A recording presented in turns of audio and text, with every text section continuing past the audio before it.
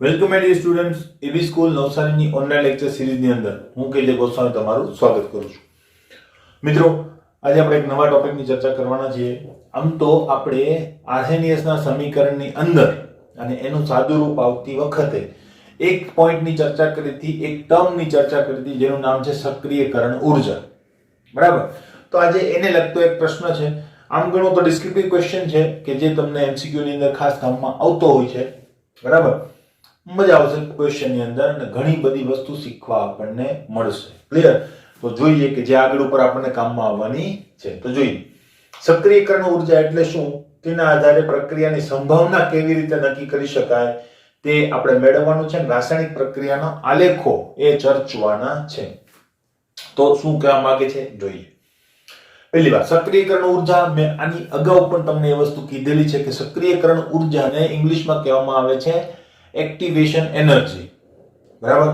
હવે એ activation energy જે છે એ શું છે? બરાબર? તો એની ડેફિનેશન આ રીતે આપી શકાય. રાસાયણિક પ્રક્રિયા થવા માટે જરૂરી ઓછામાં ઓછી ઉર્જા ના જથ્થાને શું કહેવામાં આવે છે? સક્રિયકરણ ઉર્જા. એટલે આ એક મિનિમમ એનર્જી છે કે જેના દ્વારા તમે રાસાયણિક પ્રક્રિયાને શક્ય બનાવી શકો. ક્લિયર? કેવી રીતે? માનો કે મારે આ બોર્ડને ખસેડવું છે. બરાબર? તો હું બળ લગાવીશ, ધીમે ધીમે બળ વધારતો જઈશ તો કોઈ એક મૂલ્ય એવું આવશે કે જ્યારે બોર્ડ ખસવાની શરૂઆત કરી દેશે તો એ બળને શું કહેવાય? એમ ગણો તો એને થ્રેશોલ્ડ ઉર્જા પણ કહેવાય. બરાબર ને? આપણે રાસાયણિક પ્રક્રિયાની ભાષામાં શું કહીએ છીએ? Activation energy. એટલી ઉર્જા કે જ્યારે રાસાયણિક પ્રક્રિયા શક્ય બને છે. એનો મતલબ કે એટલી ઉર્જા તો એને આપવી પડશે જ. ક્લિયર? દાખલા તરીકે રાસાયણિક પ્રક્રિયા છે, માનો કે કાગળને આપણે સળગાવો છે તો કાગળને શું આમ જઈને જોશો એટલે સળગી જશે? નહીં સળગે. બરાબર?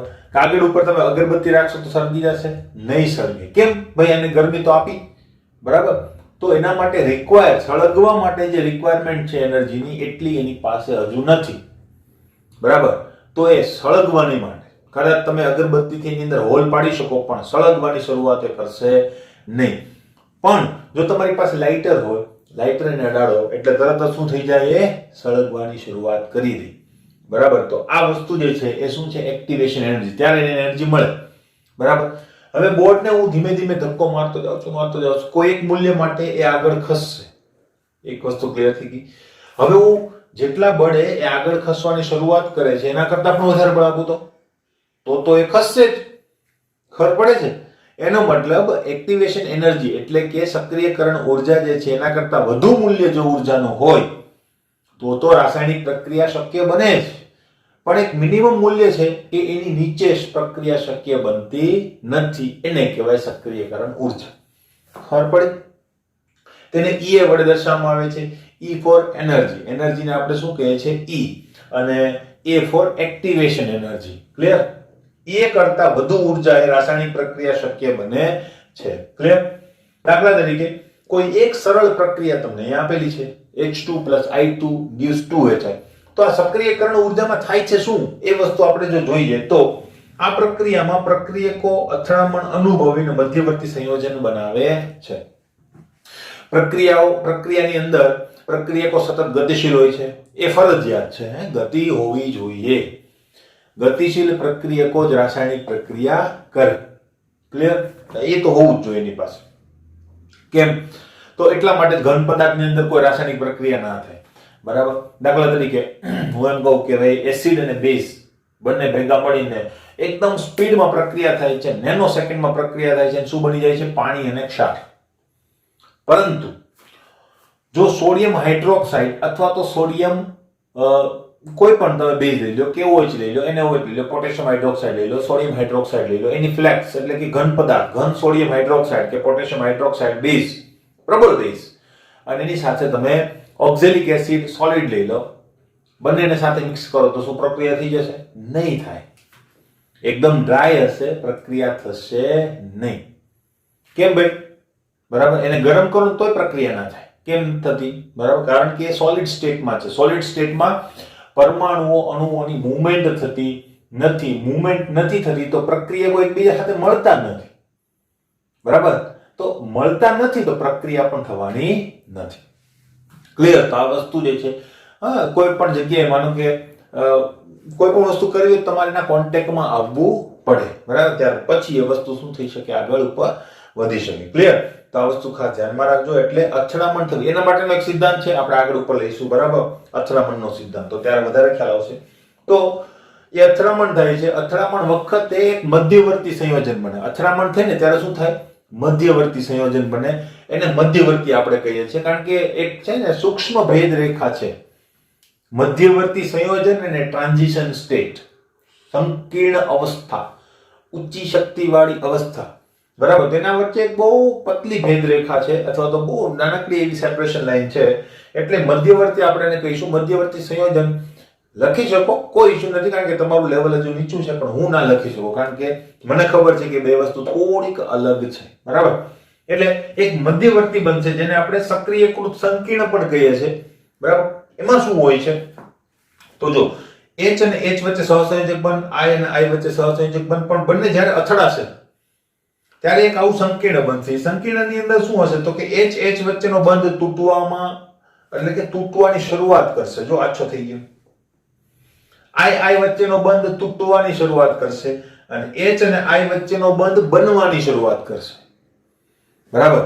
તો આને કહેવાય ટ્રાન્ઝિશન સ્ટેટ, એક મધ્યવર્તી સંયોજન, બરાબર? હવે આની અંદર શું થાય?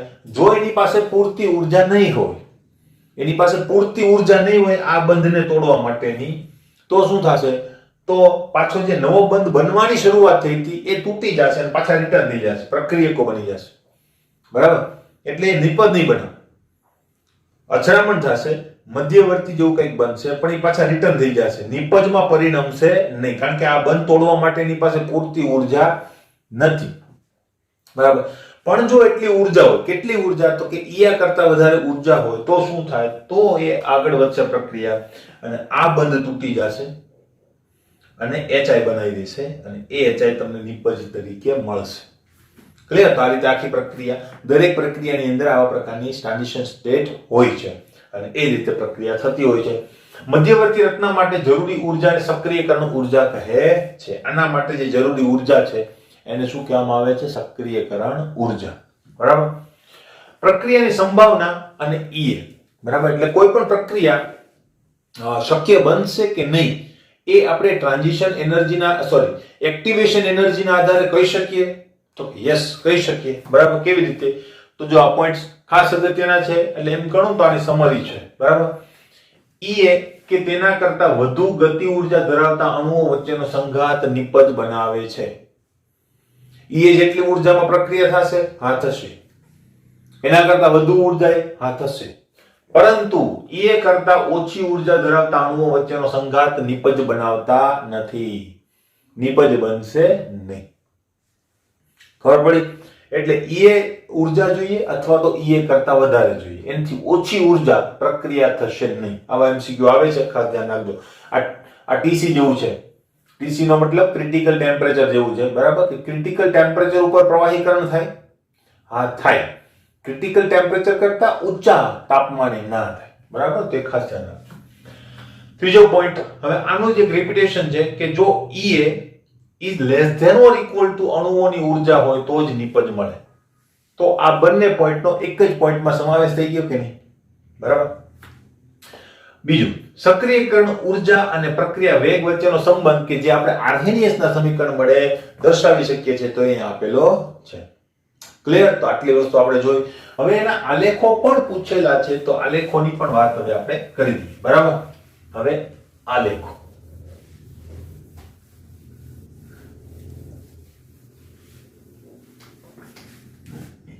તેના આલેખોની અંદર શું છે?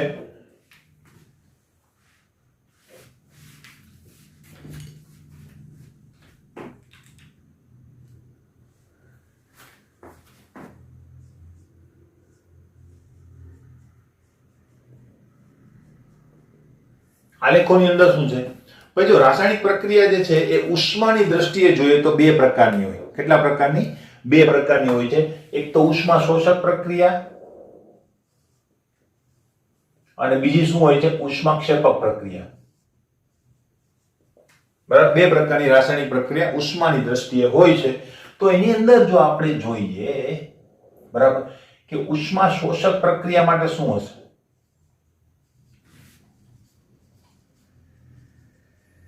તો એના માટેનો જે ગ્રાફ છે એ આ પ્રકારનો આવે. ગ્રાફ ખાસ ઓળખતા શીખી જજો. આના ઉપરના પણ પ્રશ્નો એમસીક્યુ ની અંદર તમને જોવા મળશે. બરાબર,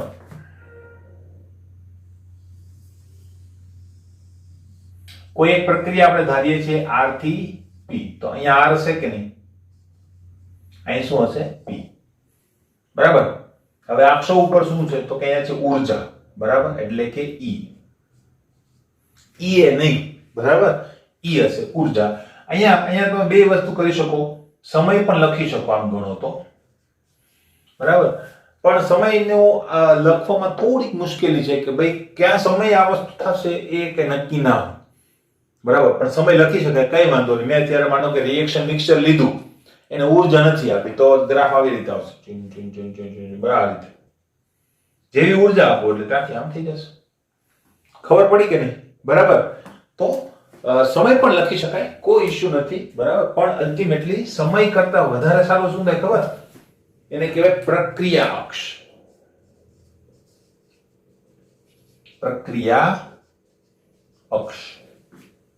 બરાબર, એટલે આપણે અહીંથી શરૂ કરીએ કે આટલી હતી ઊર્જા અને આટલી થઈ ગઈ. બરાબર, તો આ આખી પ્રક્રિયા છે, આ ઉષ્મા શોષક પ્રક્રિયાનો ગ્રાફ છે. ખાસ ધ્યાન રાખજો. એવું કેમ છે બધી વસ્તુ હું તમને કહીશ. અહીંયા ખાસ લોજિકલ વાત આપણે કરીશું. બરાબર, તો રાસાયણિક પ્રક્રિયાને શક્ય બનવા માટે આટલી ઊર્જા આપવી પડે, આટલી. બરાબર, તો આ ઊર્જા જે છે એ એટલી ઊર્જાની તો જરૂર પડશે જ એને. બરાબર, આ એક પ્રકારનો બમ્પ છે. બરાબર, બમ્પનો મતલબ શું થાય કે એક ઢાળ. હવે પ્રક્રિયકને નિપજમાં જવું હોય ને તો આ ઢાળની ઉપરથી પસાર થઈને આગળ વધવું પડે. એના માટે એને ઊર્જા લગાવી પડશે. લગાવો ઊર્જા લગાવો ઊર્જા અહીંયા સુધી આવી જાય, પછી ઢાળ આવી જાય, પછી ઝડપી પ્રક્રિયા થઈ જશે. બરાબર, પણ જો માનો કે ઊર્જા આટલી લગાવી શક્યા તો એ પાછું રિટર્ન થઈ જાય. જેમ કે ઢાળ ઉપર ચડતી હોય ગાડી અને અટકી જાય તો એ પાછી રિટર્ન થઈ જાય. એમ મધ્યવર્તી સંયોજન સુધી નહીં પહોંચી શકે તો એ રિટર્ન પાછો શું બનાવી દેશે? પ્રક્રિયકો બનાવી દેશે, નિપજ બનાવશે નહીં. ક્લિયર? બરાબર, તો આ વસ્તુ તમને પણ લાગુ પડે છે. તમે પણ અત્યારે શું છો? ટ્રાન્ઝિશન ઊર્જાની અંદર છો. બરાબર, જે લોકો પૂરતી ઊર્જા આપશે એને શું થશે? P for પાસ થવાનો મોકો મળશે. એટલે અમુક લોકોનો ગોલ પાસ થવાનો હોય, અમુક લોકોનો ગોલ A1 ગ્રેડ લાવવાનો હોય, તો A1 ગ્રેડ માટે સક્રિયકરણ ઊર્જા થોડી વધારે હશે. તો તમારે એટલા એફર્ટ લગાવવા પડશે, એટલી ઊર્જા તમારે લગાવવી પડશે, ત્યારે તમને નિપજ મળશે કે જે તમે ધારેલી છે. બરાબર, અમુક લોકો તો એટલી ઊર્જા પણ નહીં લગાવી શકે તો એ શું થઈ જશે? રિટર્ન. ખબર પડે છે? બરાબર, તો એની કોઈ નિપજ નહીં મળે, એ પાછો પ્રક્રિયક બની જશે, એટલે કે 12મા ધોરણમાં જ રહેશે, એમ પણ આપણે કહી શકીએ. ક્લિયર? તો આ યાદ રાખજો ખાસ. તો આ જે ઊર્જાનું મૂલ્ય છે અહીંયાથી લઈને અહીંયા સુધી, આટલી ઊર્જા તો એની પાસે હતી જ. બરાબર, જેને આપણે વિનિમય ઊર્જા કહેતા હતા ને અલ્ટિમેટલી. બરાબર, તો આ વિનિમય ઊર્જા તમે કહી શકો. અહીં લખવાનું નથી, પણ આને વિનિમય ઊર્જા તમે કહી શકો. એટલી ઊર્જા એની પાસે છે જ. હવે માનો કે આ પ્રક્રિયા જો આટલી ઊર્જા લઈને આવે તો તમારે ઓછી ઊર્જા આપવી પડે કે નહીં? ખબર પડે કે નહીં? આ યાદ રાખજો. તો આ ઊર્જાનું મૂલ્ય જે છે એને શું કહીશું આપણે? E. ક્લિયર? બીજી એક વાત ખાસ અગત્યની. બરાબર, હવે આ વસ્તુ છે ને આપણે ભણી ગયા છીએ 11મા ધોરણની અંદર, સંતુલનની અંદર, કે રાસાયણિક પ્રક્રિયા હંમેશા સંતુલનમાં હોય. પુરોગામી અને પ્રતિગામી પ્રક્રિયાઓ એક સાથે થતી જ હોય છે. તો પ્રતિગામી પ્રક્રિયા પણ થતી હશે. તો હંમેશા યાદ રાખજો કે પુરોગામી પ્રક્રિયા જે રૂટથી આગળ ગઈ હોય એ જ રૂટથી પ્રતિગામી પ્રક્રિયા પાછી આવે. બરાબર, તો આ રૂટથી જો પુરોગામી પ્રક્રિયા જતી હોય તો પ્રતિગામી પ્રક્રિયા આમ જ આવશે કે નહીં? તો એમ આવશે. તો જો હવે તો તમારી નિપજ છે એની પાસે ઊર્જા વધારે છે, આના કરતા તો વધારે જ છે. તો તમારે હવે એને પાછી લાવવા માટે, પ્રક્રિયા માટે કેટલી ઊર્જા આપવી પડે? આટલી જ ઊર્જા આપવી પડે કે નહીં?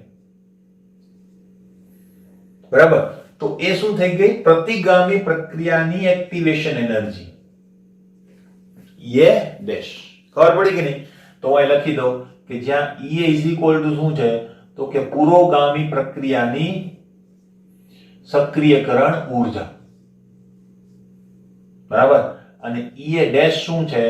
તો કે પ્રતિગામી પ્રક્રિયાની સક્રિયકરણ ઉર્જા. ખબર પડી? બરાબર. અને આ બંનેનો જે ડિફરન્સ છે, આ ડિફરન્સ જે દેખાય છે તમને, એને કહેવાય ડેલ્ટા એચ. એ શું છે? તો તમને બહાર શું દેખાશે તે. કોઈ પ્રક્રિયા આપણે કહીએ ઉષ્મા શોષક છે, કોઈ પ્રક્રિયા આપણે કહીએ ઉષ્મા ક્ષેપક છે. એ આ ઉર્જા બહાર ફેંકાશે કે ઉર્જા અંદર આવશે, એ કોણ નક્કી કરશે? Delta H. કેવી રીતે? તો જો હવે અહીંયા પ્રક્રિયા ઉપરથી એક વસ્તુ કહી શકાય કે નહીં, અહીં EA is greater than શું છે? EA dash છે કે નહીં? જો બરાબર બરાબર. તથા આ બેનો જે તફાવત છે એને કહેવાય ડેલ્ટા એચ. તો delta H is equal to શું લખી શકાય? EA minus EA dash. અને હવે જો EA વધારે હોય આના કરતા, તો ડેલ્ટા એચ નું મૂલ્ય કેવું મળશે? પોઝિટિવ. કેવું મળશે? પોઝિટિવ. એન્થાલ્પી તમને ખબર જ છે, બરાબર? તો પોઝિટિવ મળે એટલે આપણે દર વખતે કહીએ છીએ કે ઉષ્મા શોષક પ્રક્રિયા માટેની ડેલ્ટા એચ કેવી હોય છે? પોઝિટિવ હોય છે, ધન હોય છે. ક્લિયર? બરાબર. નેક્સ્ટ જો, બરાબર. તો આટલી વાત આપણે કરવાની છે. હવે નેક્સ્ટ હું તમને કહી દઉં કે આપણે જોઈએ ઉષ્મા ક્ષેપક પ્રક્રિયા માટે. તો કાઢી નાખીએ આ વસ્તુ, બરાબર. ઉષ્મા ક્ષેપક પ્રક્રિયા માટે જો આપણે જોઈએ,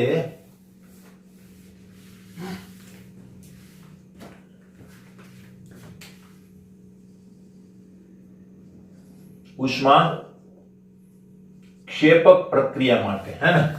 તો એના માટેનો ગ્રાફ કેવો આવશે? જોજો આ ગ્રાફ જોજો. મેં અહીંયા કેમ P ઉપર લખ્યો હશે? કારણ કે ઉષ્માનું શોષણ થાય છે. ઉષ્મા મીન્સ ઉર્જા. ઉર્જાનું શોષણ થાય છે. તો ભાઈ ઉર્જા એ શું છે? કન્ઝર્વેટિવ પ્રોપર્ટી, બરાબર? એટલે એ ક્યાંય નાશ નથી થતો. તો અહીંયા શું થશે? R જે છે, બરાબર, એના કરતા ઉર્જાનું શોષણ થયું. એટલે R જે છે ને એને ઉર્જાનું શોષણ કરીને નિપજ બનાવી. તો એ શોષેલી ઉર્જા એ મટીરીયલની ઉર્જાનો વધારો કરશે કે નહીં? બરાબર. તો એ શોષેલી ઉર્જા કેટલી છે? તો કે ડેલ્ટા એચ જેટલી, બરાબર. તો ઉર્જાનો વધારો પણ કેટલો થાય? ડેલ્ટા એચ જેટલો. એટલે P જે છે એ તમારે ઉપર દર્શાવવું પડે, કારણ કે ઉર્જા હવે વધી ગઈ હશે. આના કરતા કેવી થઈ ગઈ હશે? વધી ગઈ હશે. ખબર પડી કે નહીં? લોજિક, બરાબર. ખાસ ધ્યાન રાખજો. હે, આ દાખલાઓ સોરી આ ગ્રાફ જે છે એ તમારે ઘણીવાર કામમાં આવતા હોય છે. નેક્સ્ટ, ઉષ્મા ક્ષેપક પ્રક્રિયાની અંદર પણ આપણે એ જ પ્રક્રિયા ધારીએ છીએ R થી P. તો આ પ્રક્રિયાની અંદર શું થશે? તો હવે હું પ્રક્રિયાને થોડીક ઉપરથી લખું છું, કારણ કે હવે શું હશે? ઉર્જા મુક્ત થશે, હે ને? તો ઉર્જા જો મુક્ત થશે તો શું થાય? નિપજની ઉર્જા ઘટી જાય, બરાબર. તો મારે અહીંયાથી શરૂ કરીશ. આ રીતે આગળ વધશે પ્રક્રિયા અને નિપજ. મારે નીચે લખવું પડશે, કમ્પલસરી નીચે લખવું પડશે. કેમ? તો કે ભાઈ હવે ઉર્જા જે છે મુક્ત થાય છે. તો બધી વસ્તુ એની એ જ આવશે. બે લાઈન હું અહીંયા પણ ખેંચી લઈશ, બરાબર. અહીંયા મારું છે R, અહીંયા મને મળે છે P. તો આ જે છે એને કહી દઈશ EA, આ બાજુનું છે એને શું કહી દઈશ? EA dash. ક્લિયર? બધું લખી દઈએ.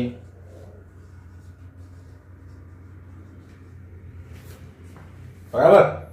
હવે આની અંદર તમે શું લખી શકો? EA પુરોગામી, EA ડેશ પ્રતિગામી, બરાબર. તો અહીંયા લખી શકાય કે EA is less than શું છે? EA dash. તો શું થાય? તો delta H is equal to, અહીંયા કોઈ ઊંધું નથી કરવાનું, આ ખાસ ધ્યાન રાખજો, બરાબર. અહીંયા તમારું સૂત્ર આનું આ જ રહેશે, યાદ રાખજો, બરાબર. ઘણા અહીંયા ભૂલ કરે છે, બરાબર. MCQ ની અંદર ખાસ ધ્યાન રાખજો, EA માઈનસ જ EA ડેશ હોય, બરાબર. એટલે પુરોગામી માઈનસ જ શું કરવાનું છે? પ્રતિગામી. તો EA માઈનસ શું કરવાનું? EA dash. તો જ તમારો જે જવાબ છે કેવો આવશે? નેગેટિવ. નહીં, જવાબ નેગેટિવ આવવો જોઈએ. કારણ શું? તો કે ઉષ્મા ક્ષેપક પ્રક્રિયા માટેની ડેલ્ટા એચ કેવી હોય છે? નેગેટિવ હોય છે. ખબર પડી ગઈ? બરાબર. તો આ એના આલેખો હતા, બહુ ઈઝી આલેખો હતા, એમાં કોઈ ઇશ્યુ છે નહીં, બરાબર. તો આ વસ્તુ પણ બરાબર આપણી કોપીમાં લખી લેવાની છે, બરાબર. રેફરન્સ બુકની હું તમને PDF મોકલીશ, એની અંદરથી જોઈને આપણે લખી લઈશું અને એને પણ બરાબર સમજી અને તૈયાર કરવાની છે. ટેક્સ્ટ બુકનું રીડિંગ ખાસ કરજો, એની અંદરથી ઘણા બધા ક્વેશ્ચન્સ તમને પૂછાઈ શકે. ફોકસ રાખીને રીડિંગ કરવાનું છે ફોર કોમ્પિટિટિવ એક્ઝામ્સ. ક્લિયર? બરાબર? જોઈએ મિત્રો, નેક્સ્ટ આપણી પાસે પ્રશ્ન છે લુડવિગ બોલ્ટ્ઝમેન સરનેમ અને નામ છે લુડવિગ બોલ્ટ્ઝમેન અને જેમ્સ ક્લાર્ક ના અણુઓના અંશ અને ગતિ ઊર્જાનો આલેખ સમજાવો. તો શું કહેવા માંગે છે એની વાત કરીએ. પહેલા તો આની અંદર કન્ટેન્ટ શું છે એની વાત હું કહી દઉં. મિત્રો, આપણને ખ્યાલ છે, બરાબર, અને આપણે આગળના એક કોન્સેપ્ટની અંદર ભણી ગયા હતા જ્યારે આર્હેનિયસના સૂત્રની જ્યારે સમજૂતી આપતા હતા ત્યારે આપણે એક વાક્ય લખેલું કે ભાઈ તાપમાન જે છે એની સાથે રાસાયણિક પ્રક્રિયાનો વ્યવહાર કેવો છે. તાપમાન જે છે એની સાથે રાસાયણિક પ્રક્રિયાનો વ્યવહાર કેવો, તો કે ભાઈ એમ સીધો કોઈ રસ્તો છે નહીં. તમે એમ કહી શકો તાપમાન વધારવાથી વેગ વધે, પણ એવું કઈ ડાયરેક્ટલી ક્યાંય એવું જોવા મળતું નથી કે ભાઈ તાપમાન બમણું કરો તો વેગ બમણો થઈ જાય, એવું હોતું નથી. ત્યાં એક વાક્ય એવું હતું કે ભાઈ 10 કેલ્વિનનો વધારો જો રાસાયણિક પ્રક્રિયામાં કરવામાં આવે તો પ્રક્રિયાનો વેગ બમણો થઈ જાય. બરાબર? તો મેં ત્યારે પણ તમને કીધેલું હતું કે અલ્ટિમેટલી આ જે સિક્વન્સ છે, આ વસ્તુ જે છે આગળ ઉપર આપણે સમજીશું કે એવું કેમ થાય છે. તો એ વસ્તુ સમજવાનો હવે આજે સમય આવી ગયેલો છે. શું કહેવા માંગે છે લુડવિગ બોલ્ટ્ઝમેન અને જેમ્સ ક્લાર્ક, તો એ વસ્તુ જોઈએ. બરાબર? એક વસ્તુ હમણાં જ આપણે જસ્ટ જોઈ કે ભાઈ રાસાયણિક પ્રક્રિયા થવા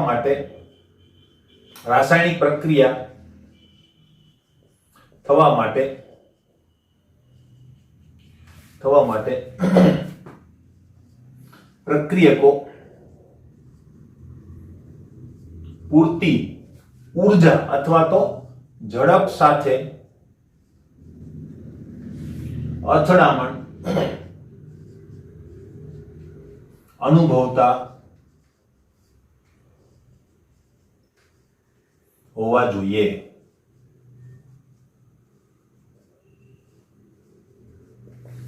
આ રિક્વાયરમેન્ટ છે, પૂરતી ઝડપ. હવે આપણે જે ઈએ કીધી હતી અલ્ટિમેટલી એ ઈએ જે છે એ ઊર્જા જે છે એ પ્રક્રિયકોની ગતિ ઊર્જાના સ્વરૂપમાં જશે કે નહીં એની પાસે. ક્લિયર? તો એટલી ઊર્જાથી જો અથડાય ત્યારે એ નિપજ મળે. બરાબર? બીજી એક ઉદાહરણ આપો. બરાબર? દાખલા તરીકે માનો કે હાઈવે ઉપર, બરાબર, બે ટ્રક એકબીજાની સામે અથડાય. બરાબર? પણ કઈ ના થાય.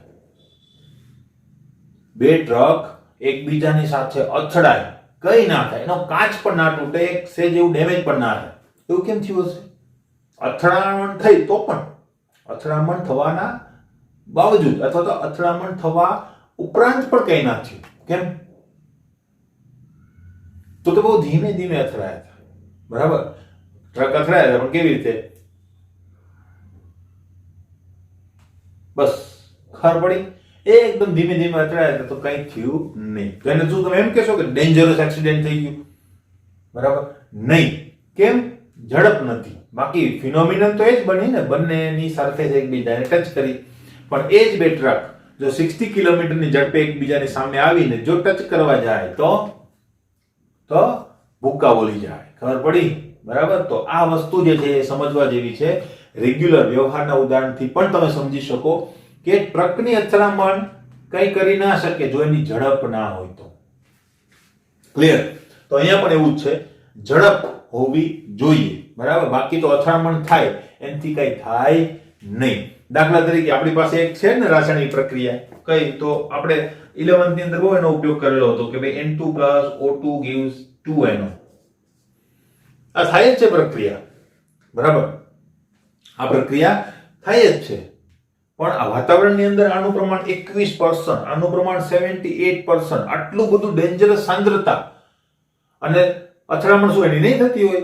બરાબર? એક સેકન્ડમાં અથડામણ થતી હશે, અબજોની સંખ્યામાં, અરબોની સંખ્યામાં, ગણી ના શકે એટલી અથડામણ.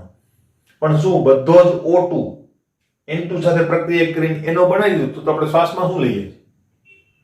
ખબર પડી? એવું થતું નથી. કેમ નથી થતું? કારણ કે આના માટે તાપમાન કેટલું જોઈએ? 1483 ની આસપાસ તાપમાન જોઈએ. 1483 કેલ્વિન તાપમાન. આટલું તાપમાન તો એને ક્યાંય મળે નહીં. મેં તમને કીધું ખબર કે આ વસ્તુ જે છે જેટ એન્જિનમાં શક્ય બને તો ત્યાં જબરજસ્ત ઊંચું તાપમાન હોય તો એની અંદર ગરમી મળે તો ત્યાં આ પ્રક્રિયક સોરી આ જે નિપજ છે મળે છે ને આ પાછો પ્રદૂષક છે. પ્રદૂષણની અંદર આપણે ખાસ એ વસ્તુ જોઈ હતી. બરાબર. તો વાત આ થાય છે અથડામણ બધી જ જે છે નિપજ બનાવતી નથી. પૂરતી ઝડપે અથડામણ થવી જોઈએ. વસ્તુ ખબર પડી ગઈ છે. ક્લિયર? હવે આ વસ્તુ એ લોકોને સમજમાં આવી ગઈ હતી. બરાબર. તો બોલ્ટ્ઝમેન અને મેક્સવેલ, બરાબર, સોરી બોલ્ટ્ઝમેન અને ક્લાર્ક, આ બંને શું કર્યું? બોલ્ટ્ઝમેન અને જેમ્સ ક્લાર્કે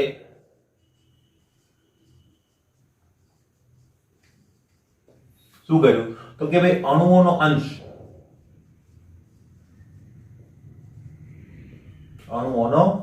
અંશ વિરુદ્ધ અણુઓની ઝડપ નો આલેખ દોર્યો. આને પણ તમે ઓળખો છો. બરાબર. આ આલેખ જે છે આપણે 11th ની અંદર ભણેલા છીએ દ્રવ્ય અવસ્થાની અંદર. ખબર હશે તમને, મેં ત્યારે પણ કીધું હતું કે આ જ આલેખ સેમ ટુ સેમ આપણે 12મા ધોરણમાં ભણવાના છીએ. તો આજે એ સમય આવી ગયો. ખબર પડે છે? તો એ જે આલેખ છે એ આલેખ કેવો હતો તો જોઈ લઈએ. આવા ટાઈપનો એ આલેખ હતો. બરાબર. અહીંયા અણુઓનો અંશ છે. અણુઓનો અંશ. અંશનો મતલબ હવે તમને ખબર પડી ગઈ હશે, વારંવાર મેં કીધું છે. અંશનો મતલબ એક માંથી કેટલું. ખબર પડે એમ કહો કે 1 અરબ માંથી 9999, તો એક માંથી કેટલું એટલે તમને શું મળી જાય? અંશ મળી જાય. ક્લિયર? અંશ હંમેશા એક ઉપર હોય છે. હવે અહીંયા અંશ કેવી રીતે મેળવેલો છે તેના માટેનું એક સૂત્ર પણ તમને નજરે પડશે, Ne/Nt. બરાબર. તો Ne એ શું છે તો અહીં લખી દઉં છું હું તમને. બરાબર. Ne જે છે ને, સોરી, Ne જે છે એ શું છે? E ઊર્જા ધરાવતા અણુઓની સંખ્યા.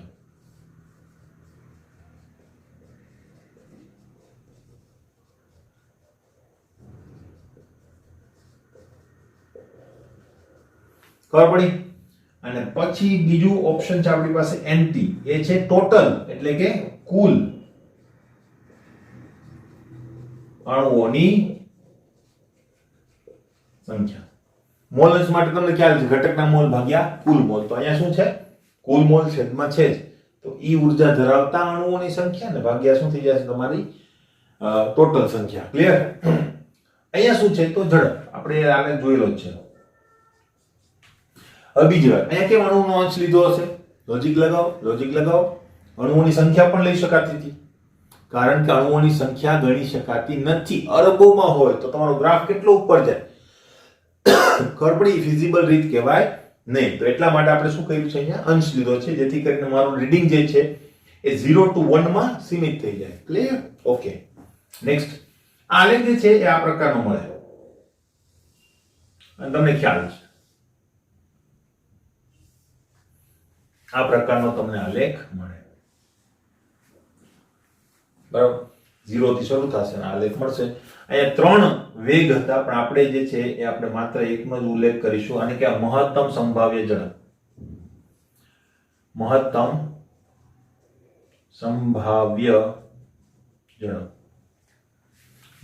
સંભાવ્ય ઝડપ, મેક્સિમમ પ્રોબેબલ સ્પીડ, એને UMP કહેવામાં આવે, મેક્સિમમ પ્રોબેબલ સ્પીડ. બરાબર. ક્લિયર? આ બધી વસ્તુ બીજા નથી જોવાના.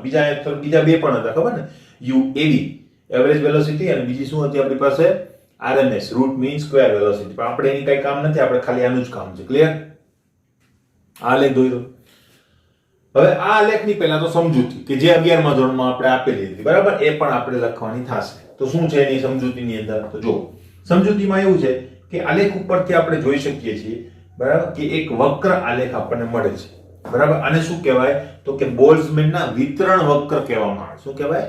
બોલ્ટ્ઝમેનના વિતરણ વક્ર કહેવામાં આવે. ક્લિયર? એક વસ્તુ, આ વિતરણ વક્રની અંદર એક વસ્તુ જોઈ શકાય છે કે ખૂબ ધીમા, જો ઝડપ જે છે અહીંયા ધીમી હશે કે નહીં, 0 હશે.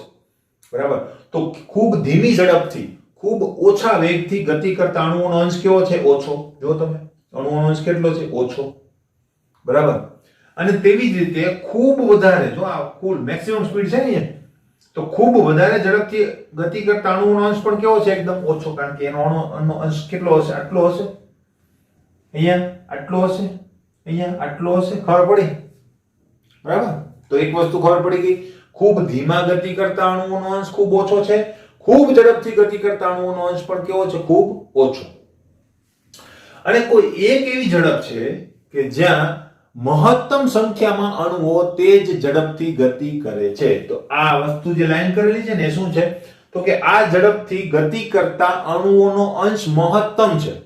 આ ગતિથી સૌથી વધારે અણુઓ ગતિ કરે છે. આ ટ્રાફિક જેવું છે, બરાબર. રોડ ઉપરથી ટ્રાફિક જતું હોય તો કેટલાક બાઇકર્સ નીકળે વાહ વાહ વાહ કરીને, બરાબર, ધૂમ બાઇક ચલાવતા હોય તો એ બધા ક્યાં આવે? અહીંયા ફૂલ સ્પીડમાં જતા. પણ એવા એકાદ બે જશે કે નહીં, બરાબર.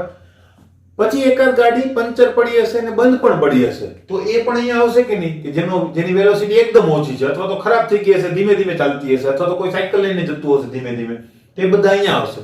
પણ એની સંખ્યા પણ કેવી હશે હાઈવે ઉપર? ભાઈ એકાદ બે. ખબર પડે છે? એકદમ ઓછી. પણ હાઈવે ઉપર મોટા ભાગના જે વાહનો છે એ 50-60 ની સ્પીડે તમને જતા જોવા મળશે. મોટા ભાગે ટ્રક હોય તો એ 50 થી 60 કે 70 ની સ્પીડે તમને જતા જોવા મળે. તો એને કહેવાય મહત્તમ સંભાવ્ય ઝડપ, કે રોડ ઉપરથી મહત્તમ ગાડીઓ કઈ ઝડપે પસાર થાય છે તો એને શું કહેવાય? એની મહત્તમ સંભાવ્ય ઝડપ. તો મહત્તમ સંભાવ્ય ઝડપ આટલી તમને મળે છે. પછી કેટલાક એનાથી થોડાક વધારે, માનો કે કોઈ કાર નીકળી થોડી વધારે 100 ની સ્પીડે નીકળી, બરાબર, કોઈ બીજી કાર નીકળી કે જે 40 ની સ્પીડે નીકળી, તો અહીંયા તમને જોવા મળશે. પણ મહત્તમ જે સંભાવ્ય ઝડપ છે કે જેમાં મહત્તમ અણુઓ પાર્ટિસિપેટ કરે છે આ ઝડપ છે. ક્લિયર? આ 11મા ધોરણની વાત છે. તો મેં 3 પોઈન્ટ કીધા: ખૂબ ધીમા ઓછા, ખૂબ ઝડપી ઓછા, અને એક ઝડપ માટે એનું મૂલ્ય મહત્તમ મળે એને કહેવાય મહત્તમ સંભાવ્ય ઝડપ. અને ત્યાં મેક્સિમમ અણુઓ પાર્ટિસિપેટ કરતા હોય છે. ક્લિયર? હવે મેક્સવેલ અને બોલ્ટ્ઝમેને શું કર્યું? તો કે એક રાસાયણિક પ્રક્રિયા માટે આ વાત કરીએ છીએ, બરાબર. એટલે એ રાસાયણિક પ્રક્રિયાની જે ઈએ છે, ઈએ એક્ટિવેશન એનર્જી, સક્રિયકરણ ઊર્જા, એને એ જોઈ લીધી કે ભાઈ એની સક્રિયકરણ ઊર્જા કેટલી છે, તો કે આટલી સક્રિયકરણ ઊર્જાની જરૂર છે. તો તે સક્રિયકરણ ઊર્જા માનો કે આટલી છે, અહીંયા જેટલી. આ શું છે? ઈએ ની વેલ્યુ. કારણ કે અલ્ટિમેટલી સક્રિયકરણ ઊર્જા ઝડપમાં કન્વર્ટ થશે કે નહીં? તો માનો કે આ ઝડપ, આ ગતિ ઊર્જા, આ ઊર્જા એ ઈએ છે. અહીંયા જેટલી ઊર્જા થાય ને ત્યારે રાસાયણિક પ્રક્રિયા શક્ય બને. એનો મતલબ શું થાય? એનો મતલબ શું થાય કે આ બેરિયર પછીના જે અણુઓ છે ને, આ બેરિયર પછીના જે અણુઓ છે એ રાસાયણિક પ્રક્રિયા કરશે, આ કોઈ નહીં કરે. કારણ શું? તો કે સક્રિયકરણ ઊર્જા કોઈ પાસે નથી, માત્ર આટલા અણુઓ પાસે જ છે. ઈએ જેટલા અહીંથી શરૂઆત થશે, પછી તો વધારે એનર્જી છે કે નહીં, તો રાસાયણિક પ્રક્રિયા શક્ય બનશે. હમણાં જ આપણે જોયું, બરાબર. તો આની અંદર રાસાયણિક પ્રક્રિયા શક્ય બનાવતા અણુઓનો અંશ કેટલો? તો તમે અહીંયાથી અહીંયા સુધી આમ તો મેળવી શકો, બરાબર, પણ કોઈ પણ ક્ષેત્રફળ તમે ત્યાં લઈ શકો. આપણે એક આર્બિટ્રરી ક્ષેત્રફળ આટલું લઈએ. તો આ અણુઓ જે છે એ રાસાયણિક પ્રક્રિયા કરે છે. આ આખા વક્રની વચ્ચેનું ક્ષેત્રફળ જે છે એ હંમેશા કેવું હોય છે? અચળ. કેટલું હોય છે? તો કે 1, કારણ કે અંશ છે એટલા માટે, બરાબર. કારણ કે અહીંયા અણુઓનો અંશ જે છે એ 1 રહેવાનો છે, તો આ ક્ષેત્રફળ પણ કેવું રહેવાનું છે? અચળ રહેવાનું છે. ક્લિયર? બરાબર. આ વસ્તુ ખ્યાલ આવ્યો હશે. ઈએ જેટલી ઊર્જા કરતા વધારે ઊર્જા ઉપર હંમેશા રાસાયણિક પ્રક્રિયા થાય. તો રાસાયણિક પ્રક્રિયાની શરૂઆત ઈએ થી થશે અને પછીના બધા અણુઓ પ્રક્રિયા કરશે. અહીંયા પણ પ્રક્રિયા થશે. પણ આપણે એક ત્રિકોણ દોર્યો કે જેની અંદર આપણને એક અંશ મળ્યો. આ ક્ષેત્રફળ જે છે એ અણુઓનો અંશ આપણને આપશે કે ભાઈ કેટલા અણુઓ અલ્ટિમેટલી રાસાયણિક પ્રક્રિયા કરે છે. તો ભાઈ આટલા અણુઓ રાસાયણિક પ્રક્રિયા કરે છે, આ ક્ષેત્રફળ જેટલા. ક્લિયર? હવે નેક્સ્ટ પોઈન્ટ ઉપર આવે, બરાબર. હવે આપણે તાપમાન વધાર્યું. શું કર્યું? તાપમાન વધાર્યું, બરાબર. તાપમાન વધારતા શું થાય છે? તાપમાન વધારતા શું થાય છે? તો એ વસ્તુ હું તમને આખી વસ્તુ હું ઓરલી કહી દઈશ તમને, બરાબર, આલેખની મદદથી. હવે પહેલા આલેખ જે છે એ આ પ્રકારનો હતો, બરાબર. થોડોક જુદો આલેખ થયો તો કઈ નહીં, બરાબર. આ પ્રકારનો આલેખ હતો. આપણે આર્બિટ્રરી દોરીએ છીએ. અહીંયા ઈ હતું, બરાબર. સોરી, ભૂલ થઈ ગઈ મારી. અણુઓનો અંશ, બરાબર. અને અહીંયા શું હતું? ઝડપ. અહીંયા ઈ હતું.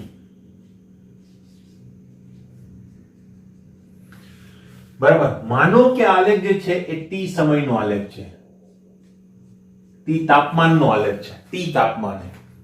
ક્લિયર? હવે આને હું t1 કહી દઉં. ક્લિયર?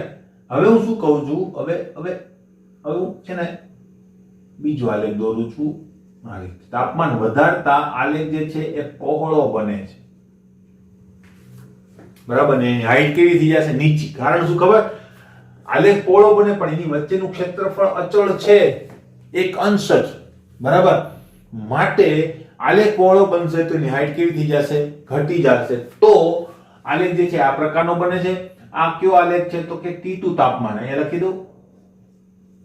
T2 શું છે? તો કે T1 + 2 + 10 સોરી 10 ડિગ્રી જેટલું આપણે તાપમાન શું કરી દીધું? વધારી દીધું. એટલે 10 એકમ વધાર્યું. કેલ્વિનમાં આપણે વધારીએ તો 10 કેલ્વિન જેટલું તાપમાન જે છે આપણે શું કરી દીધું? વધારી દીધું. ક્લિયર? હવે શું થાય છે? તો તમે જોઈ શકો છો કે E જેટલી ઊર્જા ધરાવતા અણુઓનો અંશ તો અહીંયા છે કે નહીં? આ જગ્યાએ. તો હવે તમે જોઈ શકો છો કે આની આગળના જે અણુઓ છે બધા પ્રક્રિયા કરતા હતા આની જેમ. બરાબર? E થી આગળના બધા. પણ તમને એક વસ્તુ ધ્યાનમાં આવી કે આપણે જ્યારે તાપમાન વધાર્યું, તાપમાન 10 ડિગ્રી સેલ્સિયસ જ વધાર્યું, પણ E કરતા વધારે ઝડપથી ગતિ કરતા અણુઓનો અંશ ઓલમોસ્ટ ડબલ થઈ ગયો. જો આ ક્ષેત્રફળમાં આ ક્ષેત્રફળ એડ કરશો એટલે ઓલમોસ્ટ કેવું થઈ જશે? ડબલ. અહીંયા ભલે જે તો હોય કારણ કે મેં રફ આકૃતિ દોરેલી છે, પણ એ જે સંખ્યા છે કેવી થઈ જાય? ડબલ થઈ જાય. કારણ કે હવે અહીંયાથી અહીંયા સુધીના અણુઓ શું કરશે? રાસાયણિક પ્રક્રિયામાં ભાગ લેશે. તો એ એરિયા જે છે એ પહેલાના એરિયા કરતા કેવો થઈ ગયો છે? આ પહેલાનો એરિયા મેં લીટી કરેલી છે ને, પહેલાના એરિયા કરતા ઓલમોસ્ટ ડબલ થઈ જાય. એરિયા ડબલ થઈ ગયો. ઇટ મીન્સ કે પ્રક્રિયા કરતા અણુઓની સંખ્યા પણ કેવી થઈ ગઈ? ડબલ થઈ ગઈ. માટે આપણે કહીએ છીએ કે ભાઈ 10 ડિગ્રી સેલ્સિયસ કે 10 કેલ્વિન જેટલું તાપમાન વધારતા રાસાયણિક પ્રક્રિયાનો વેગ કેવો થાય છે? બમણો થઈ જાય છે. એનું કારણ શું છે? કારણ અહીંયા તમને ચોખ્ખું દેખાય છે કે E કરતા વધારે એટલે કે સક્રિયકરણ ઊર્જા કરતા વધારે ગતિ ઊર્જાથી ગતિ કરતા અણુઓનો અંશ બમણો થાય છે. માટે ગતિ ઊર્જા વધવાના કારણે, ગતિ ઊર્જા બમણી થવાના કારણે શું થઈ જાય છે? અલ્ટિમેટલી તમારી રાસાયણિક પ્રક્રિયાનો વેગ પણ શું થાય છે? બમણો. કારણ કે હવે પાર્ટિસિપેટ કરતા અણુઓની સંખ્યા કે જેની પાસે ઊર્જા E કરતા વધારે છે એનો અંશ કેવો થઈ જાય છે? બમણો. અંશ બમણો થવો એનો મતલબ સંખ્યા કેવી થઈ જાય છે? બમણી. એટલા માટે રાસાયણિક પ્રક્રિયાનો વેગ પણ કેવો થાય છે? બમણો થાય છે. આ વસ્તુ કહેવા માંગે છે આ પોઈન્ટની અંદર. ખબર પડી? બરાબર? તો આ પોઈન્ટને આ રીતે આપણે એવેલ્યુએટ કરી શકીએ. ખાસ મેં કીધું આની અંદર આપણે ખાસ ખુલાસો શેનો આપ્યો? તો કે 10 કેલ્વિન જેટલું તાપમાન વધારતા શા માટે રાસાયણિક પ્રક્રિયાનો વેગ બમણો થઈ જાય છે? તો એ ખુલાસો અહીંયા આપેલો છે. આના MCQ પણ આવે છે. બરાબર? તો ખાસ મેં બોલું છું એના ઉપર ધ્યાન આપી બરાબર લોજિક લગાવીને તમારે શું કરવાનું છે? આન્સર આપવાનો છે. ક્લિયર? નેક્સ્ટ ક્વેશ્ચન જોઈએ મિત્રો. ઉદ્દીપકની પ્રક્રિયા વેગ પરની અસર સમજાવો. બરાબર? એટલે અલ્ટિમેટલી આ એક પરિબળ છે. બરાબર? કે ઉદ્દીપકની અસર પ્રક્રિયા વેગ ઉપર કેવી રીતે થાય છે, તો એની વાત આપણે આજે કરવાના છે. તો આની અસર મેં ઓલરેડી કહી દીધી છે જ્યારે પ્રક્રિયા વેગ ઉપર અસર કરતા પરિબળો મેં સમજાવેલા હતા ત્યારે. આજે થોડુંક વધારે ડીપમાં આપણે અભ્યાસ કરીશું. શું છે એની અંદર જોઈએ. ઉદ્દીપક કોને કહેવાય? તો ઉદ્દીપક એટલે એવો પદાર્થ કે જે રાસાયણિક પ્રક્રિયાના વેગમાં ફેરફાર કરી શકે છે without entering in the reaction. એટલે પ્રક્રિયાની અંદર ભાગ લીધા સિવાય એ શું કરી શકે છે? રાસાયણિક પ્રક્રિયાના વેગને વધારી શકે છે. એને શું કહેવામાં આવે છે? ઉદ્દીપક કહેવામાં આવે છે. તે એવો પદાર્થ છે જે રાસાયણિક પ્રક્રિયામાં કાયમી ફેરફાર પામ્યા વગર પ્રક્રિયાના વેગમાં વધારો કરે છે. ઉદ્દીપકની અંદર કોઈ રાસાયણિક ફેરફાર થતા નથી, છતાં પણ એની હાજરી માત્ર એ રાસાયણિક પ્રક્રિયાનો વેગ વધારી આપે છે. એવું કેમ થાય છે? બધી વાત આપણે જોઈશું. દાખલા તરીકે એક રાસાયણિક પ્રક્રિયા છે KClO3, વેલ નોન પ્રક્રિયા છે, ખાસ યાદ રાખજો. 2KClO3 ઘણીવાર તમને છે ને KClO3 નું વિઘટનની પ્રક્રિયાની અંદર પછી તમને ક્વેશ્ચન પૂછેલો હોય તો KClO3 ની વિઘટનની પ્રક્રિયા આપણને મગજમાં હોવી જોઈએ. શું આપશે? KCl + O2. બરાબર?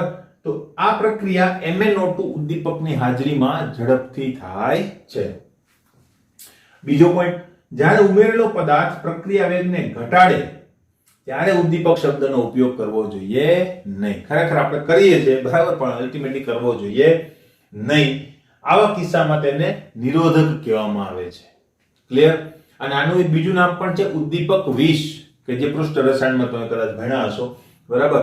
તો ઉદ્દીપક વિષ અથવા તો નિરોધક એને કહેવામાં આવે છે. હજુ ત્રીજું નામ પણ છે ઋણ ઉદ્દીપક પણ કહી શકાય. ક્લિયર? આ બધા પ્રકારના તમને નામ જોવા મળશે, તો ખાસ યાદ રાખજો. પણ આપણા આ ચેપ્ટરની અંદર આવું ના પાડી છે કે ઉદ્દીપકનો ઉપયોગ કરવો જોઈએ નહીં. ઉદ્દીપકનું કાર્ય મધ્યવર્તી સંકીર્ણના સિદ્ધાંતના આધારે સમજી શકાય. એટલે કે ઉદ્દીપક કેવી રીતે રાસાયણિક પ્રક્રિયાના વેગને વધારે છે, તો એ વસ્તુ સમજવા માટે આપણે મધ્યવર્તી સંકીર્ણનો જે સિદ્ધાંત તમને આપણે જોયો હતો કે અણુ અથડામણ પામે છે અને પછી એક મધ્યવર્તી સક્રિયકૃત સંકીર્ણ બને છે, ત્યાર પછી નિપજો બને છે. આ પ્રમાણે ઉદ્દીપક પ્રક્રિયક સાથે ક્ષણિક બંધ રચે છે, જે મધ્યવર્તી સંકીર્ણના સ્વરૂપમાં હોય છે, જે વિઘટન પામી નિપજ અને ઉદ્દીપક બનાવે છે. આ વસ્તુ એક ત્રીજી વાર તમે ભણશો, એ ઉત્સેચકના કિસ્સામાં ભણશો બરાબર. ઉત્સેચકના કિસ્સાનો મતલબ શું થાય કે ઉત્સેચક પણ એક પ્રકારના જૈવિક ઉદ્દીપકો છે બરાબર. તો ત્યાં પણ તમારે આ જ વસ્તુ ફરીથી ભણવાની છે. હવે હું તમને શું કહું છું, શું થાય છે અહીંયા બરાબર. માનો કે કોઈ એક પ્રક્રિયા છે બરાબર, તો એને આપણે ગ્રાફિકલી જો સમજી લઈએ, તો માનો કે મારી પાસે આ પ્રક્રિયક છે રિએક્ટન્ટ, અને મારી પાસે એક આ ઉદ્દીપક છે બરાબર. એને કેટલિસ્ટ કહેવાય, એટલે સી બરાબર. તો એ શું કરશે, પહેલા તો રાસાયણિક પ્રક્રિયા જે છે એ દરમિયાન એ મધ્યવર્તી એક સંકીર્ણ બનાવશે આ રીતે.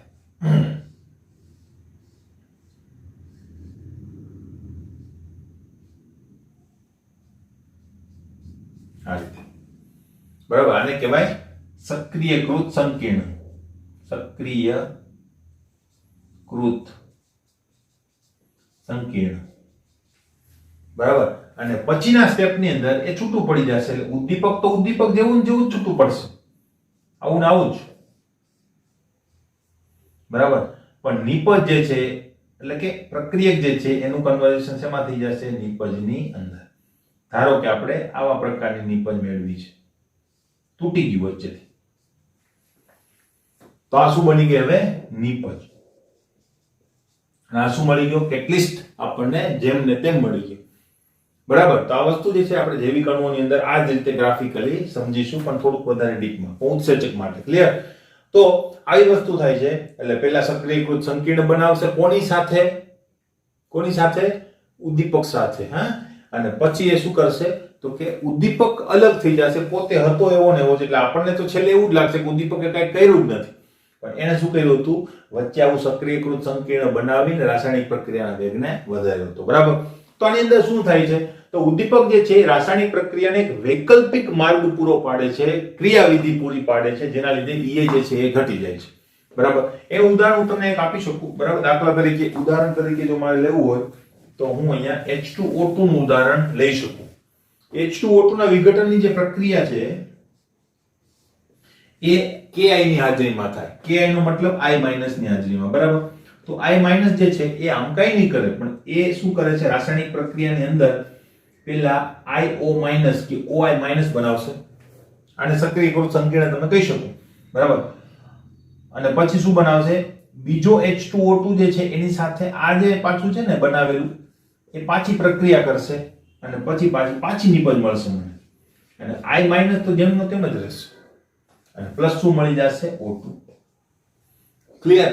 તો આની અંદર તમે જોયું કે I- હતો, I- લીધો હતો, તો અહીંયા I- ઉદ્દીપક તરીકે કાર્ય કરે છે, પણ એની પ્રેઝન્સના કારણે તમારી રાસાયણિક પ્રક્રિયાનો વેગ વધી જતો હોય છે બરાબર. તો એ થાય છે શું, તો ઉદ્દીપક જે છે ને એ રાસાયણિક પ્રક્રિયાના વેગને એક વૈકલ્પિક માર્ગ પૂરો પાડે. એનો મતલબ કે આ પ્રક્રિયા માટેની જે ઉર્જા છે એ સાદી પ્રક્રિયાની ઉર્જા કરતા કેવી હોય છે, ઓછી હોય છે. એટલે હવે પ્રક્રિયા જે છે એ જુદા પ્રકારે આગળ વધે છે. અને આમાં ખાસ એક અગત્યનું છે કે ઈએ ઘટાડે છે. ઉદ્દીપક કેવી રીતે રાસાયણિક પ્રક્રિયાનો વેગ વધારે છે, તો કે ઈએ ઘટાડીને, સક્રિયકરણ ઉર્જા ઘટાડીને. યાદ રાખજો, સક્રિયકરણ ઉર્જા મારે કોઈ રાસાયણિક પ્રક્રિયાની ઘટાડવી હોય તો એમ હું ઘટાડી શકું નહીં, બાકી તો દરેક ધીમી પ્રક્રિયાને હું ફાસ્ટ બનાવી શકું. સક્રિયકરણ ઉર્જા એ શું છે, હંમેશા કોન્સ્ટન્ટ હોય, એક લાક્ષણિકતા છે કોઈ પણ રાસાયણિક પ્રક્રિયાની બરાબર. દાખલા તરીકે કોલસામાંથી હીરો બનવું શક્ય છે, કરોડો વર્ષો લાગે છે, અતિ ધીમી પ્રક્રિયા છે, પણ એની જે પ્રોસેસ છે એને લાખો વર્ષો લાગે છે તો લાગે જ છે, બરાબર. એને તમે ફાસ્ટ ના બનાવી, કારણ કે એની ઈને તમે ઘટાડી શકો નહીં. ક્લિયર? તો એ વસ્તુ છે, એટલા માટે શું થાય છે તો કે જે છે એમ ઘટે નહીં, પણ આ શું કરે છે, એને વૈકલ્પિક માર્ગ પૂરો પાડે વચ્ચેથી, બરાબર. એટલે કે હાઈવે નો રસ્તો છે ખૂબ લાંબો છે, પણ વચ્ચેથી તમને એક કેડી બનાવી આપે, જેથી કરીને તમે ઝડપથી તમારી નિપજ સુધી પહોંચી જાઓ. તો પ્રક્રિયા જે છે હવે આ રીતે થાય, બરાબર. માનો કે કોઈ ઉષ્માક્ષેપક પ્રક્રિયાનું આપણે ઉદાહરણ લઈએ આ રીતે, બરાબર. તમે પેલો ગ્રાફ પણ બનાવી શકો, કોઈ ઇશ્યુ નથી, બરાબર. તો R થી P પ્રક્રિયા જતી હતી ઉદ્દીપકની ગેરહાજરીમાં, ઉદ્દીપક ગેરહાજર, બરાબર. તો ઉદ્દીપકની હાજરીમાં શું થશે, અહીંયા E છે, અહીંયા સમય છે, ક્લિયર? તો ઉદ્દીપકની હાજરીમાં શું થશે, ઉદ્દીપકની હાજરીમાં ઉદ્દીપક જે છે ને એને કોઈ બીજા રૂપથી લઈ જશે, પહોંચશે ત્યાં જ, બરાબર. તો હવે તમને એક વસ્તુ દેખાતી હશે કે પહેલા E એ આટલી હતી, હવે જે E છે એ ઓછી થઈ ગઈ. જો તમે એને હું E ડેશ કહી દઉં, પણ E ડેશ પ્રતિગામી માટેની નથી, યાદ રાખજો, બરાબર. તો અહીંયા E શું છે, આ ઉદ્દીપકની હાજરીમાં, હા ભાઈ, E શું છે, સક્રિયકરણ ઊર્જા ઉદ્દીપકની ગેરહાજરીમાં, અને E ડેશ શું છે, સક્રિયકરણ ઊર્જા ઉદ્દીપકની હાજરીમાં. ક્લિયર? તો અહીંયા તમને દેખાય છે E ઘટી ગઈ. E ઘટી જાય તો આપણી પાસે RMS નું સમીકરણ છે જ, જેણે શું કીધેલું છે તો કે ભાઈ E ઓછી તો પ્રક્રિયાનો વેગ વધારે, બરાબર. સિમ્પલ વસ્તુ છે. બમ્પ મોટો તો ગાડીને ધીમી પાડવી પડશે, જેટલો મોટો બમ્પ એટલી ધીમી પાડવી પડશે. બમ્પ એકદમ નાનો તો ફાસ્ટ નીકળી જશે ગાડી. આ રીતે યાદ રાખી શકાય, બરાબર. તો E ઓછી, રાસાયણિક પ્રક્રિયાની ઝડપ વધારે, તો હવે E ઘટી ગઈ. કોના કારણે? ઉદ્દીપકના કારણે. તો પ્રક્રિયાનો વેગ વધી જાય છે. ખબર પડી? એક જુદી જ ક્રિયાવિધિથી એને લઈ જાય. એટલે મેં કીધું તું કે ઘણી વખત રાસાયણિક પ્રક્રિયા જે છે એ સાદી રીતે જુદા ક્રમથી થતી હોય અને ઉદ્દીપકની હાજરીમાં પણ જુદા ક્રમથી થતી હોઈ શકે. ક્લિયર? નેક્સ્ટ પોઈન્ટ જો, ઉદ્દીપક પ્રક્રિયા માટેના ડેલ્ટા G ના મૂલ્યને બદલી શકતો નથી. ઘણીવાર MCQ માં તમે આ વસ્તુ જોઈ હશે, ખાસ ધ્યાન રાખજો. ડેલ્ટા G ના મૂલ્યને બદલી શકતો નથી. આવું કેમ લખ્યું હશે ભાઈ? તો 11મું ધોરણ યાદ કરો, ઉષ્માગતિ શાસ્ત્ર યાદ કરો. મુક્ત ઊર્જાનો ફેરફાર જો ઋણ હોય, ડેલ્ટા G ઇઝ નેગેટિવ, તો રાસાયણિક પ્રક્રિયા સ્વયંસ્ફુરિત હોય છે. ખબર ને?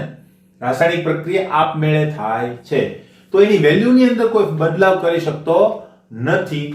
એટલે કહે છે કે કોઈ રાસાયણિક પ્રક્રિયા શક્ય જ નથી, તો તે ઉદ્દીપક શક્ય બનાવી શકતો નથી.